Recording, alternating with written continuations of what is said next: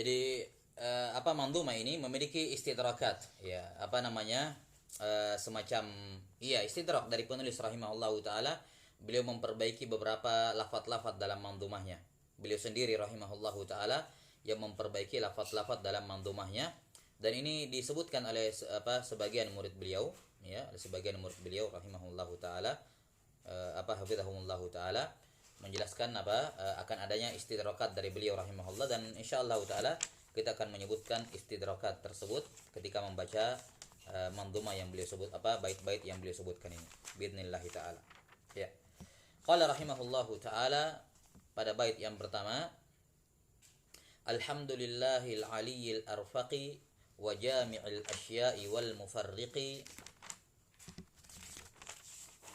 dzin ni'amil wasi'atil ghazirah wal hikamil bahiratil katsirah thumma as-salatu ma'a salamin daimi 'alar rasulil qurasyil khatami wa alihi wa sahbihil abrari al-haizi maratibal fakhari.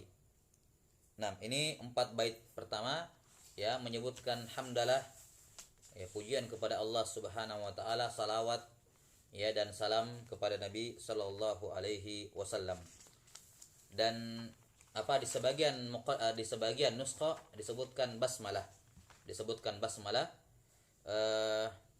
Di nuskha yang lain tidak disebutkan adanya basmalah. Dan sebagaimana yang ma'ruf, para ulama berbeda pendapat mengenai hukum membuka mandhumah dengan bismillahirrahmanirrahim. Sebagian ulama mengatakan dimakruhkan membuka mandhumah dengan basmalah, ya, karena ia adalah bait-bait syair. Nah, namun para sebagian lain, dan ini pendapat yang tepat, mengatakan bahwasanya boleh membuka mandhumah dengan basmalah kalau mandhumah tersebut berisi hal-hal kebaikan-kebaikan, apalagi kalau berisi atau kandungannya berupa ilmu. Nah,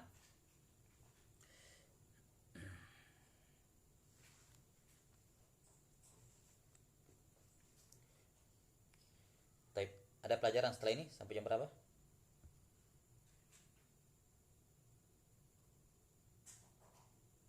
Kosong ya? Oh iya. Dapat kita tambah sedikit ya. Afwan, saya telat. Qala rahimahullahu taala, alhamdulillahil aliyyil arfaqi wa jami'il asya'i wal mufarriqi. Nah, kata beliau, dan sebelumnya bahwa muqaddimah yang paling afdal, ya, muqaddimah yang paling afdal ini adalah muqaddimah yang mengandung 4 perkara minimal. Yang pertama adalah basmalah, yang kedua adalah hamdalah, yang ketiga adalah salawat, dan yang keempat adalah taslim kepada Nabi Muhammad sallallahu alaihi wasallam. Nah, dan pada nuskha yang disebutkan basmalah di situ, ya, berarti terkumpul 4-4-nya. Kata beliau rahimahullah, segala pujian bagi Allah al-aliyyil arfaq. Nah, yang maha tinggi lagi maha arfaq. Nah, yakni ar-rafiq. Wa jami'il asya'i wal mufarriq, yang menghimpun segala sesuatu dan yang memisahkan. Yang menghimpun segala sesuatu yang memiliki kesamaan dan memisahkan segala sesuatu yang tidak memiliki persamaan. Nah,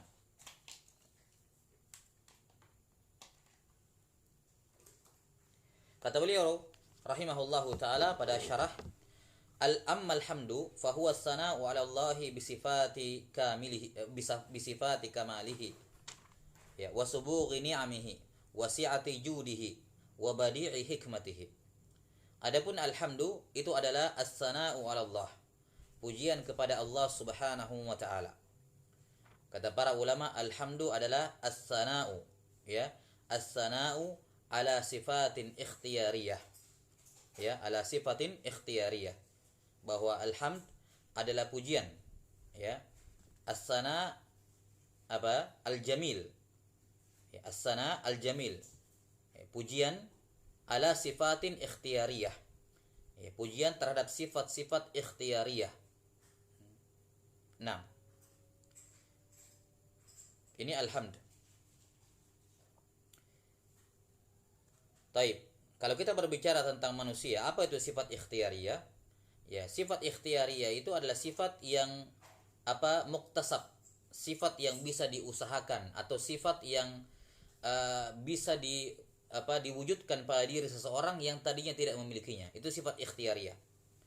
Ya, lawan dari sifat ikhtiyariyah atau pasangan dari sifat ikhtiyariyah adalah sifat jibiliyah.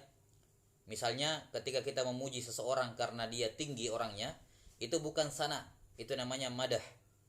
Ya, itu namanya apa? Madah. Kita memuji seorang karena badannya tinggi, badan tinggi itu bukan sifat ikhtiyariyah, itu dari sananya Allah menciptakan dia seperti itu, bukan atas usaha dia tinggi. Ya, demikian pula ketika kita memuji seorang misalnya karena wajahnya, wajah dari Allah Ta'ala, dia tidak punya peran dalam penentuan wajahnya bagaimana. Maka memuji seorang karena fisiknya misalnya, ini bukan apa? Bukan sana. Ya, ini bukan apa? Hamdun, tapi namanya madhun. Namanya apa? Madah. Kalau memuji seseorang pada sifat-sifat yang bukan ikhtiyariyah. Ya. Adapun hamdun misalnya kalau kita memuji seseorang karena sifat ikhtiyariyahnya. Misalnya kalau kita memuji seseorang karena dia baik, ya, karena dia pemberani, karena dia dermawan. Nah, ini semua apa? Sifat-sifat ikhtiyariyah. Yang mana sifat ikhtiyariyah ini awalnya bisa jadi dia tidak miliki, kemudian dia usahakan untuk miliki, dan sebaliknya. Taib. Jadi alhamd kata para ulama adalah as-sana al-jamil ala sifatin ikhtiyariyah. Ya. Dikatakan as-sana al-jamil karena sana ini ada juga sana yang sayyi, ada sana yang buruk. Nah, sana al-jamil yakni sana yang berupa pujian. 6. Pujian pujian dikarenakan sifat-sifat ikhtiyariyah. Ya. Dikatakan di sini alhamdu adalah pujian kepada Allah Subhanahu wa taala atas sifat-sifat kesempurnaannya. yakni sifat-sifat Allah Subhanahu wa taala yang maha sempurna. Ya, yang maha sempurna. Dan semua sifat-sifat Allah Subhanahu wa taala tentunya sempurna. Allah Subhanahu wa taala berfirman, ya, walillahil matsalul a'la. Hanya milik Allah al-masal yang tertinggi. Kata para ulama menafsirkan al-masalu yakni al-wasfu. Walillahil matsalul a'la yakni walillahil wasful a'la, sifat-sifat yang tinggi. Nah, kita memuji Allah Subhanahu wa taala. Kenapa? Kita puji Allah karena sifat-sifatnya sempurna, ya, nikmatnya sempurna, sangat luas kebaikannya, ya, dan sangat dalam hikmahnya. Li'annahu ta'ala kamilul asma. Li'annahu ta'ala kamilul asma'i was sifati wal af'ali. Laisa fi asma'ihi ismun madhmumun, bal kulluha asma'un husna. Kata beliau, dikarenakan Allah Subhanahu wa taala maha sempurna namanya dan sifat-sifatnya serta perbuatannya. Nah, ini 3 hal. Nama, sifat, perbuatan. Tiga-tiganya apa? Tiga-tiganya sempurna. Ya, tiga-tiganya sempurna. Di mana Allah Subhanahu wa taala menghijabi sifat-sifatnya yang maha sempurna dengan af'al, perbuatan yang maha sempurna. Dan Allah taala menghijabi nama-namanya yang husna, ya, dengan sifat-sifatnya yang sempurna.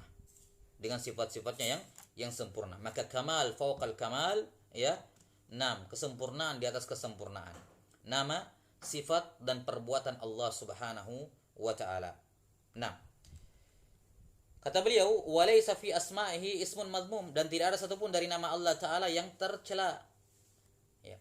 Dari sudut pandang, walaupun dipandang dari sudut pandang dari sudut pandang manapun. Ya.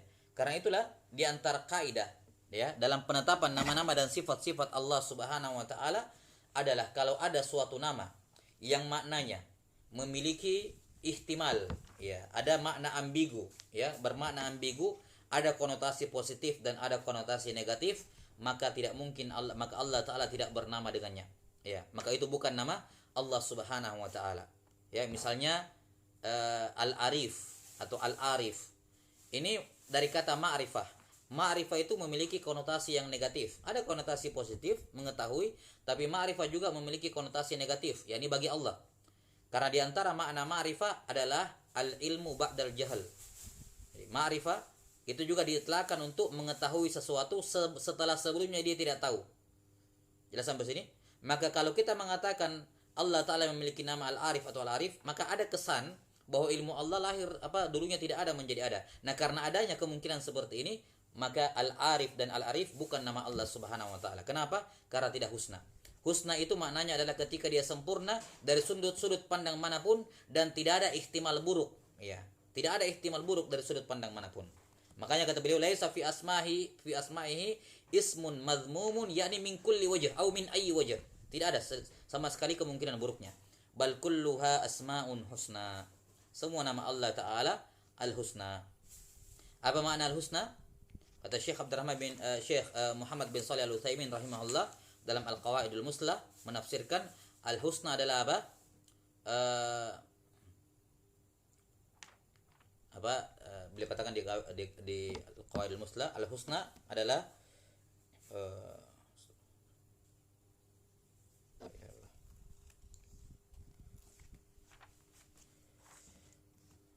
kenapa lupa karena sudah di list di mulut tadi hilang lagi. Insyaallah.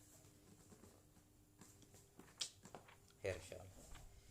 Iya, al-husna adalah yang mencapai puncak kesempurnaan kebaikan. Ya, terjemahnya begitu ya, saya lupa lafadznya. Labas. Dirujulah di Qawaidul Muslah mengenai definisi dari al-husna. 6. Yakni yang sempurna apa? Yang sempurna kebaikannya. Itu makna al-husna. Kata beliau rahimahullahu taala wala fi sifatihi sifatu naqsin wa aib. Dan tidak ada pula pada sifat-sifat Allah taala sifat yang menunjukkan sifat kurang dan aib. Tidak ada.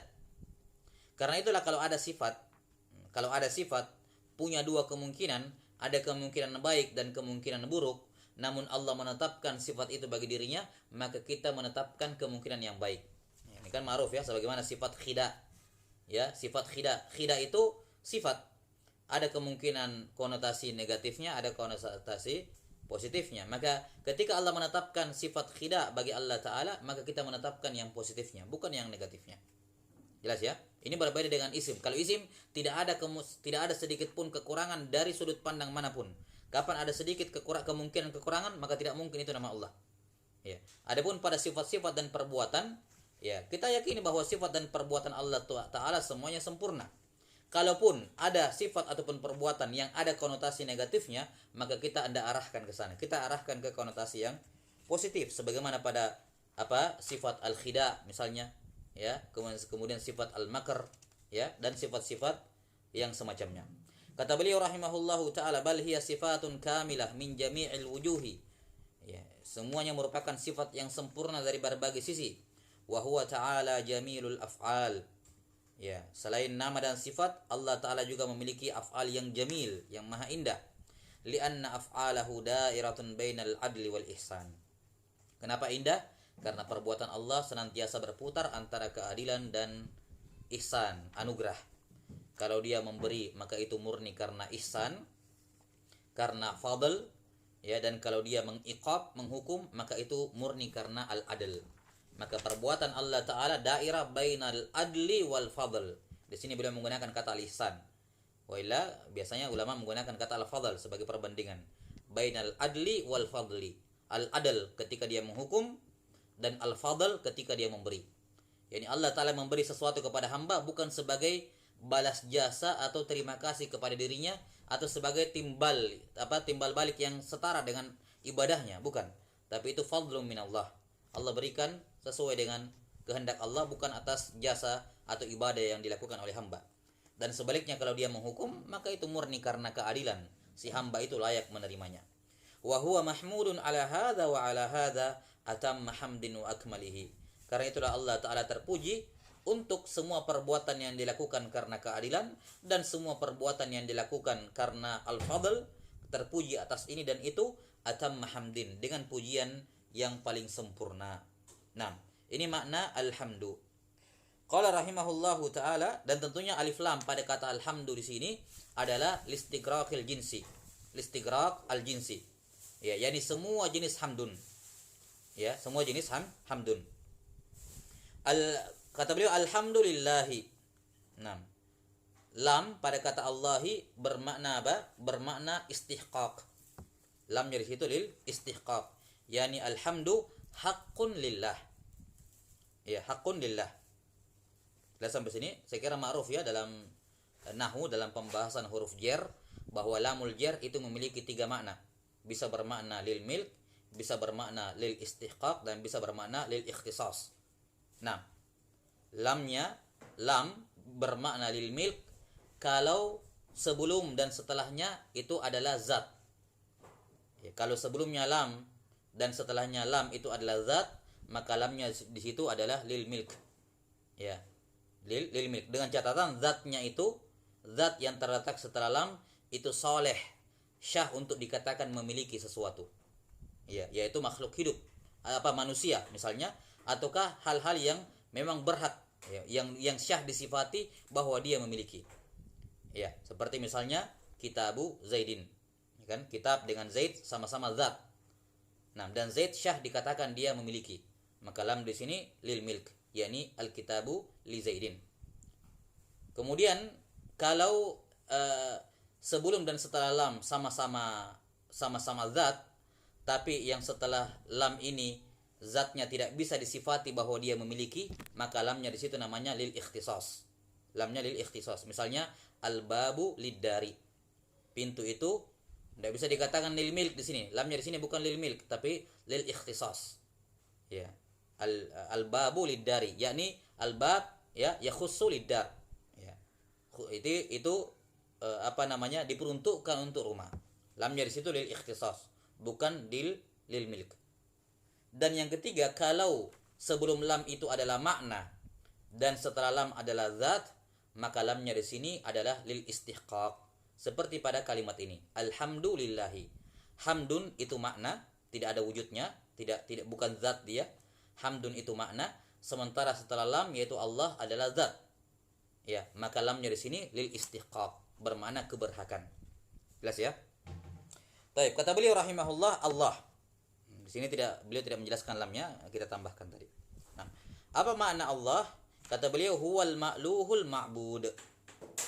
Ya, Allah adalah al-ma'luh dan al-ma'bud. Mengapa? Ya, dan pendapat jumhur ahli lughah, bahwa nama Allah itu mushtaq. Ya, nama Allah Ta'ala itu mushtaq dari kata ilahun. Ya, dari kata ilahun yang dipakaikan alif lam, dibaca al-ilahu. Al-ilahu. Jadi mushtaq, nama Allah mushtaq dari al-ilahu.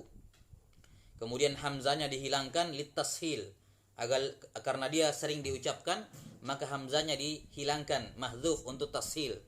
Kemudian lam dengan lam ketemu, diidgham, kemudian dibaca tafkhim, maka dibaca Allah. Nah, maka Nah, kata beliau Allah ya dari kata ilahun, ya, dan ilahun bermakna apa?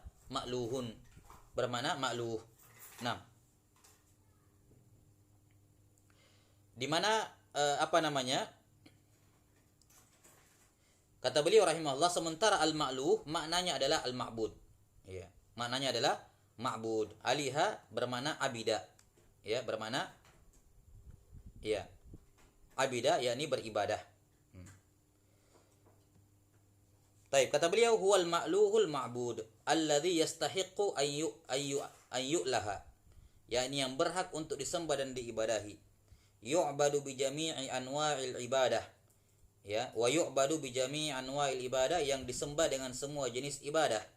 Wala yushraku bihi syai'un likamali hamdihi. Nah, dan tidak disekutukan dia dengan sesuatu apapun karena kesempurnaan pujian terhadapnya. Al-aliyu, yakni maknanya alladzi lahul uluwu tammul mutlaq min jami'il wujuh, uluwul dzat wa uluwul qadri wa uluwul qahri. Al-ali adalah nama Allah Subhanahu wa taala yang mengandung sifat al-ulu. Makanya kata beliau makna dari al-ali adalah alladzi lahul ulu, yang memiliki sifat tinggi. Tapi karena dia husna, ya, taib. Ya, makna husna kata Syekh Ibnu Utsaimin rahimahullah, al-balighu fi husni ghayatuh. Ya, ini kalimat beliau di Al-Qawaidul Muslah. Makna husna adalah al-balighu fi husni ghayatuh. Nah, yang mencapai puncak kesempurnaan. Itu makna husna. Al-balighu fi husni ghayatuh. Nah, maka tatkala di sini Allah Ta'ala atau Al-Ali bermakna yang memiliki sifat ulu, ya, maka ulunya ini bukan ulu sembarangan, karena ini husna. Husna itu adalah yang mencapai puncak kesempurnaan kebaikan. Sehingga makna ulu di sini bukan ulu sembarangan, tapi al-ulu tam, Ulu yang sempurna al-mutlaq, ya. Yang apa? Yang bersifat mutlak. Yani Allah Ta'ala tinggi pada segala hal, tidak dikaitkan dengan apapun. Itu makna al-mutlaq. Itu namanya apa? Al-mutlaq. Yani tidak terkait dengan apapun. Dari sudut pandang manapun, dalam perkara apapun kita bicarakan, Allah Ta'ala selalu ulu pada segala sesuatu. Ya. Min jami'il wujuh. Dan ulu Allah Subhanahu wa Ta'ala ada 3. Uluwul dzat, yang kedua uluwul qadri, dan yang ketiga uluwul qahr. Uluwul dzat, uluwul qadar, dan uluwul qahr. 6. Dan tentunya yang dibahas oleh para ulama dalam buku-buku akidah adalah uluwul dzat, ketinggian zatnya Allah. Adapun 2 jenis ulu yang terakhir, uluwul qadri dengan uluwul qahr, ini tidak ada yang mengingkari. Semua firaq mubtada'ah semuanya meyakini 2 jenis ulu yang terakhir. Mereka tidak mengingkari yang namanya uluwul qadar dan uluwul qahr, ya. Yang mereka ingkari adalah uluwul dzat. Ya. Baik. Maka Allah Ta'ala bukan hanya qadar, sifat dan qaharnya yang ulu, ya, tapi juga zatnya Allah Subhanahu wa Ta'ala ulu. Dikarenakan Al-Ali ini adalah asmaul min asma'il husna, dan al-husna bermakna al-balighu fi husni ghayatuh, yakni yang mencapai puncak kesempurnaan. Maka tingginya pun tinggi sempurna, ya, secara mutlak. Al-arfaq ay ar-rafiqu fi af'alihi, fa af'aluhu rifqun ala ghayatil masalihi wal hikmah. Allah Ta'ala al-arfaq, yakni yang rafiq, maha lembut, ya, maha mengasihi pada semua perbuatannya. Maka semua perbuatan Allah Ta'ala maha lembut, ya, mengasihi hamba-hambanya sesuai dengan ala ghayatil masalih wal hikmah, yang mencapai puncak, ya, maslahat dan hikmah. Baik. Ini akan disebutkan di sini oleh beliau di satr yang pertama ini. Satr yang pertama ini beliau sudah mengisyaratkan akan adanya al-qawaid al-fiqhiyah. Ya, karena ar-rafiq kata beliau rifqun ala ghayatil masalih wal hikmah. Nah, kemudian di satr yang kedua beliau akan sebutkan nanti wa jami'il asya'i wal mufarriq, yang menghimpun segala sesuatu, ya, dan yang memisahkan. Digabungkan hal-hal yang sama dan dipisahkan hal-hal yang berbeda. Di sini sudah isyarat akan adanya al-qawaid, atau bahwa manzumah ini akan berbicara mengenai al-qawaid al-fiqhiyah. Dan muqaddimah semacam ini dikenal di kalangan para ulama dengan istilah bara'atul istihlal. Bara'atul istihlal, yakni muqaddimahnya sudah menggambarkan maudhu, tema pembahasan dari kitab tersebut, ya. Wallahu ta'ala a'lam bissawab. Saya kira cukup sampai sini dulu. Afwan, telat tadi mulainya. Insyaallah ta'ala nuwasil ghadan biidznillah ta'ala. Nas'alullah ta'ala yu'allimana mimma yanfa'una wa ayyanfa'ana bima 'allamana, innahu waliyyu dzalika wal qadiru 'alaih. Sebelumnya usahakan semuanya pegang syarahnya Syekh Sadia. Nah, karena kita akan membaca harfan-harfan. Nah, subhanakallahumma wa bihamdik, asyhadu an la ilaha illa anta, astaghfiruka wa atubu ilaik. Sallallahu ala nabiyyina Muhammadin wa ala alihi wa sahbihi wasallam. Assalamualaikum warahmatullahi wabarakatuh.